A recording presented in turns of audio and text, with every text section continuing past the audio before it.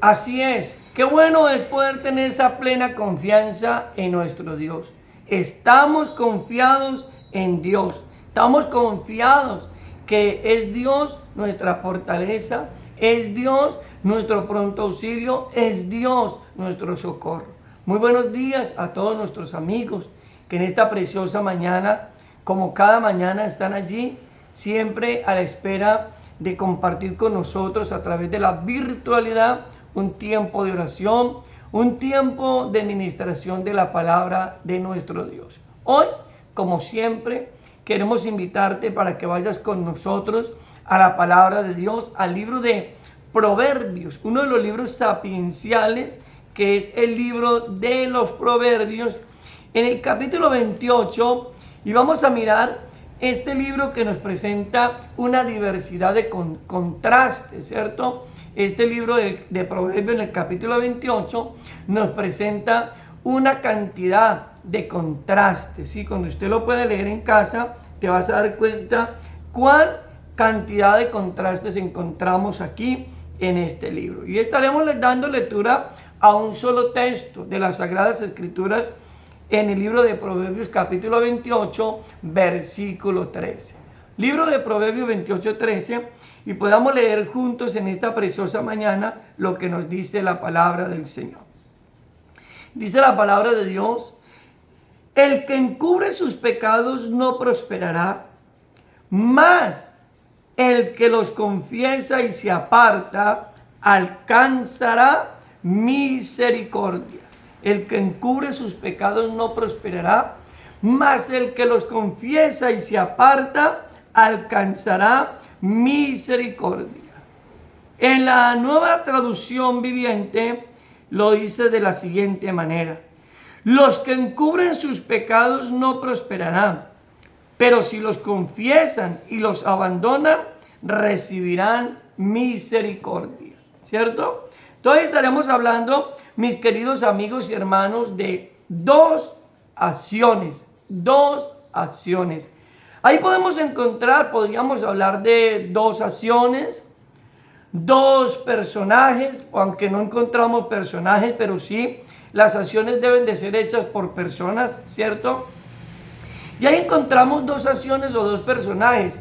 Uno de ellos es aquel que confiesa el pecado y se aparta, y el otro es aquel que lo oculta, ¿cierto? Entonces encontramos ese contraste entre el que oculta el pecado y el que lo confiesa. La confesión atrae el perdón de Dios y la restauración. La confesión atrae el perdón de Dios y la restauración. Ahora es muy importante comprender este texto plenamente, porque a veces simplemente decimos, bueno, yo me acerco a Dios y confieso el pecado delante de Dios y ya.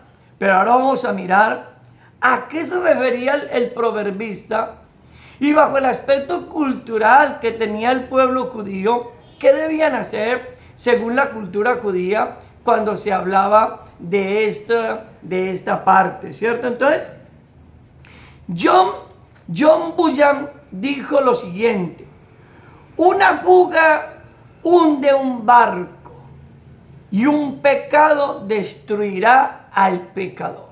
Esto dijo John Bunyan: una fuga hunde un barco y un pecado destruirá al pecador, ¿cierto? Entonces, a veces nosotros no nos damos cuenta, o quizás de pronto sí nos damos cuenta, pero seguimos ahí.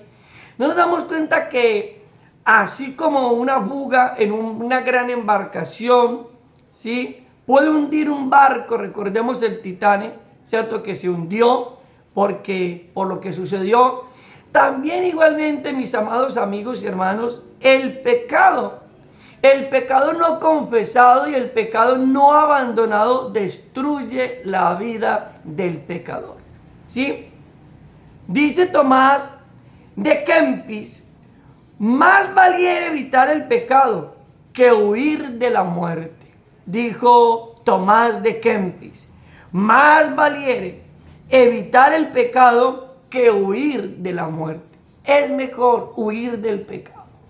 Huir del pecado que tener que huir de la muerte. De esa muerte que eterna. De esa muerte. Recuerde que la palabra del Señor nos habla ampliamente. Entonces, el contraste que encontramos en las dos opciones son los que encubren y los que confiesan. Ahí vamos a hablar entonces en esta mañana de esos dos, de esas dos personas o de esas dos acciones, como usted lo quiera mirar, como usted lo quiera descifrar en esta preciosa mañana. Los que encubren y los que confiesan, ¿cierto? Ahí en el versículo 13, en la parte A, encontramos la primera acción. El que encubre sus pecados, dice el escritor ampliamente, el que encubre sus pecados no prospera. Ahí hablamos entonces en esta mañana de ese primer punto, los que encubren, ¿cierto? Hay muchos hombres y mujeres que para ellos se les hace más fácil encubrir el pecado. Muchos hombres y mujeres cuando pecan, cuando cometen un error, se les hace más fácil guardar silencio. Pero ellos no se dan cuenta que los mayores afectados no son aquellos a los cuales le ocultan el pecado. No. Ahora, recuerda hay algo que, ¿por qué el proverbista dice el que encubre su pecado? Escúcheme muy bien. Le hago una pregunta. ¿Será que el hombre le puede ocultar a Dios el pecado? No. Si alguien conoce el pecado del ser humano, es Dios. Si alguien conoce todo lo que usted y yo hacemos en el día a día, es Dios. Entonces es difícil que usted le pueda ocultar el pecado a Dios. Entonces, ¿realmente a qué es lo que se refiere el texto? ¿Realmente qué es lo que el texto explícitamente, haciendo una exégesis correcta del texto, quiere decirnos? Porque si podemos tener la concepción de que a Dios no lo podemos engañar, que a Dios no le podemos ocultar lo que somos, porque si alguien conoce plenamente quién es usted y quién soy yo, es Dios.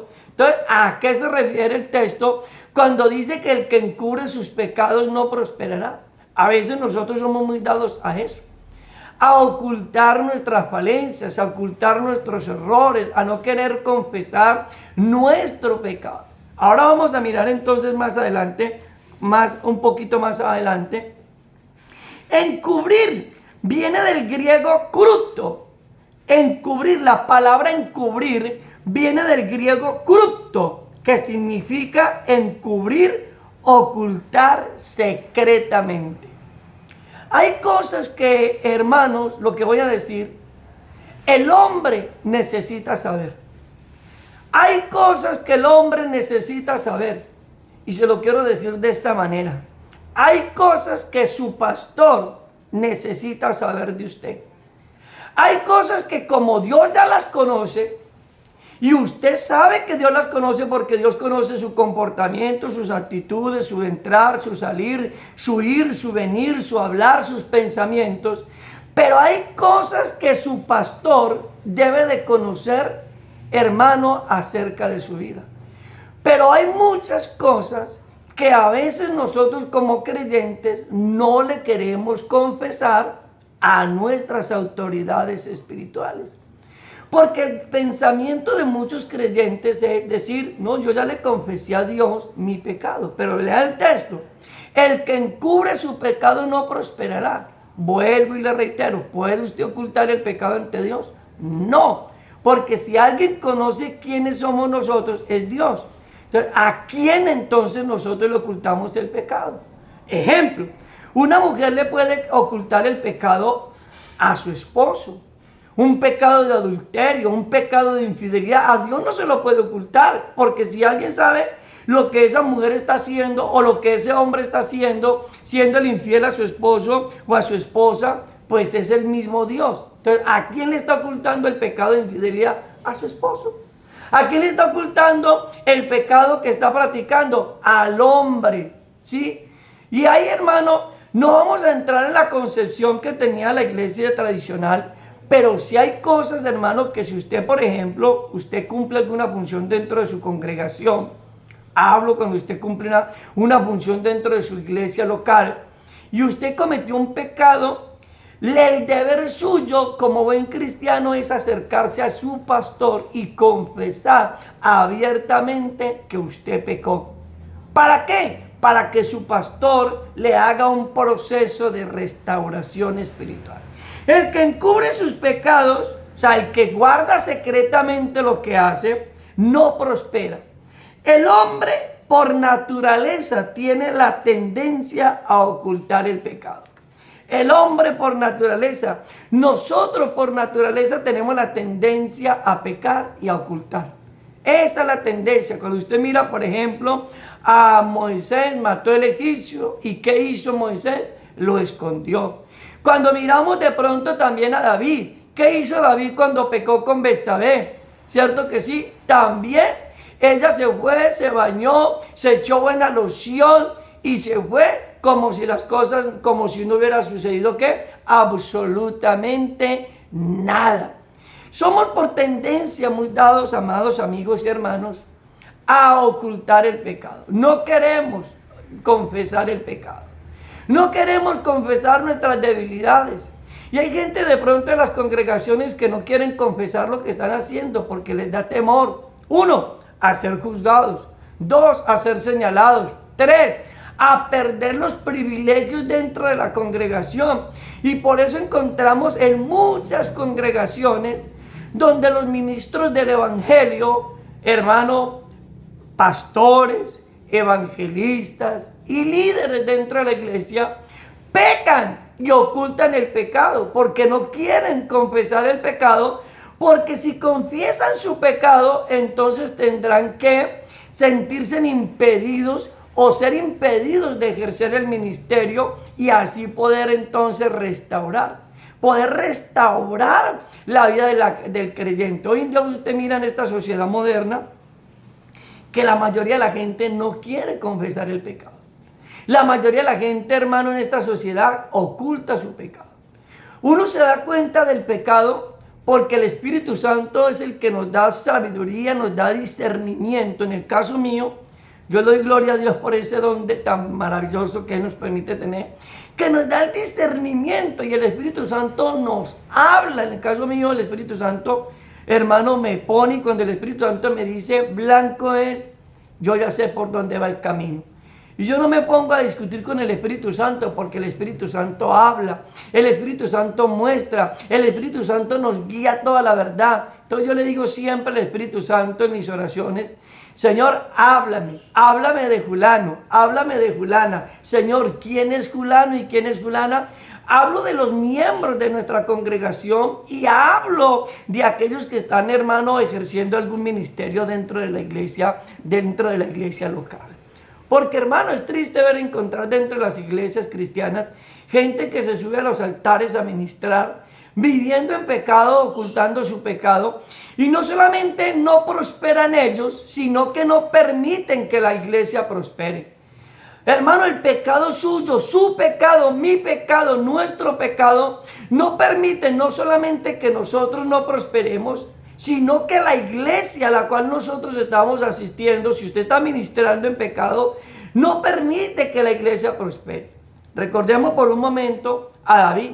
David pecó. Y cuando David pecó fue entregado en manos de sus enemigos. Recuerde que no hubo prosperidad. No hubo respaldo de Dios. Acán pecó, recordemos a Acán. Acán pecó y hermano Josué no tenía nada que ver con el pecado de Acán, ¿cierto que no? Pero lastimosamente cuando Josué fue a enfrentar a los de ahí, no pudo enfrentarlos. ¿Sabe por qué? Porque entonces Josué se tiró de rodillas porque perdió la batalla, se tiró al suelo y clamándole a Dios y el Señor le dijo, ¿qué haces ahí postrado, Josué? Levántate.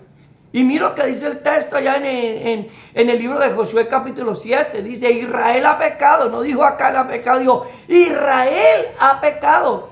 Y por eso han vuelto la espalda a sus enemigos. Mire, no había sido todo el pueblo el que había pecado. No había sido Josué el que había pecado. Había sido un solo hombre el que había pecado. Pero ese pecado oculto, ese pecado que estaba escondido, ese pecado secreto que tenía acá, estaba trayendo consecuencias, hermanos, resultados nefastos sobre la vida del pueblo de Israel. Tu pecado trae consecuencias. Nuestro pecado trae consecuencias a la congregación.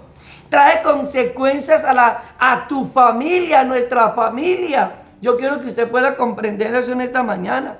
Trae consecuencias a la familia, trae consecuencias a nuestra familia, mis amados preciosos del Señor. Por eso el escritor del libro de Proverbios, que es Salomón, dice: el que encubre sus pecados no prospera. El pecado oculto no da libertad de prosperar, no da libertad de prosperar espiritualmente, ¿cierto? Principalmente. Por eso usted ve, hay gente, hermano, que no prospera en su vida espiritual, que están ahí estancados, que no avanzan y que a veces de pronto hasta, como lo dijéramos, a veces de pronto hasta culpan al uno y al otro, pero no, ellos son los únicos culpables. Porque mientras que un hombre, hermano, o una mujer esté en pecado, su vida espiritual no progresa, su vida espiritual no avanza, su ministerio no avanza. Si hay pecado en un ministro del evangelio, ¿cómo va a avanzar la iglesia? ¿Cómo va a avanzar su ministerio? ¿Cómo va a haber respaldo de Dios en tu vida y en nuestra vida si estamos ocultando el pecado? Si estamos pecando y estamos ocultando el pecado. No, mis queridos amigos. Proverbio 28:14, que recuerden que esto es un contraste, dice: los tercos van directo a graves problemas. Esto lo estoy leyendo en la versión Nueva Traducción Viviente. Hablando de aquellos que ocultan el pecado, dice, son tercos. Y los tercos que ocultan el pecado van directo a graves problemas. Pregúntele a David. Hágale una llamadita a David, pregúntele cómo le fue a David cuando ocultó el pecado. Llame a Can y pregúntele a Can cómo le fue cuando ocultó su pecado. Trajo muerte, trajo destrucción para su familia, para sus hijos y para todos los suyos. No es confiable ocultar el pecado. No es confiable ocultar lo que estás haciendo. No es confiable. Ahora, como un segundo y último punto, ya hablamos de los que confiesan los que ocultan el pecado. Ahora hablemos de esa segunda decisión o de esa segunda persona, los que confiesan el pecado, ¿cierto? Ahora dice el escritor: el que encubre sus pecados no prospera, pero encontramos ese contraste que dice: más el que los confiesa y se aparta alcanza la misericordia de Dios. Vale la pena confesar el pecado. Vale la pena confesar el pecado. Vale la pena que te acerques a tu autoridad espiritual y le digas: pastor, yo no puedo seguir ministrando en la alabanza. Yo no puedo seguir ministrando en estas áreas porque estoy en pecado, pastor. Y yo quiero prosperar. Yo quiero avanzar, yo quiero la bendición de Dios, yo quiero la misericordia de Dios, yo quiero el perdón de Dios y por encima de todo quiero la salvación. Porque si a ti te sorprende la hora de la muerte sin confesar tu pecado, ocultando tu pecado, pues no vas a ser salvo. Por eso el escritor dice ampliamente: los que confiesan el pecado, ¿sí alcanzarán qué? La misericordia. La confesión trae libertad y perdón. La confesión trae libertad y perdón. ¿Qué dice la palabra de Dios? Dice: si confesamos nuestros pecados, Él es fiel y justo para perdonar nuestros pecados y limpiarnos de toda maldad. ¿Cuándo? ¿Cuándo encontramos el perdón? Cuando confesamos el pecado. Cuando confesamos el pecado, es necesario que usted confiese el pecado. Es necesario que usted lo confiese. No es necesario que usted lo oculte, no. Lo que es necesario es que usted lo confiese, que usted se haga libre. Y cuando hay libertad, dice Primera de Juan: si confesamos nuestros pecados, Él es fiel y justo para perdonar nuestros pecados y limpiarnos de toda maldad. Recuerda que ahorita les decía que ocultar el pecado, usted al hombre a Dios no se lo puede ocultar, al hombre sí. Y recuerda que les decía que la confesión de pecado tenía que ver mucho con la cultura judía. Cuando usted va a Mateo capítulo 3, versículo 6, Mateo capítulo 3, versículo 6, dice la palabra de Dios que Juan el Bautista estaba en el desierto, bautizando allá en el desierto, en el río Jordán, estaba bautizando Juan.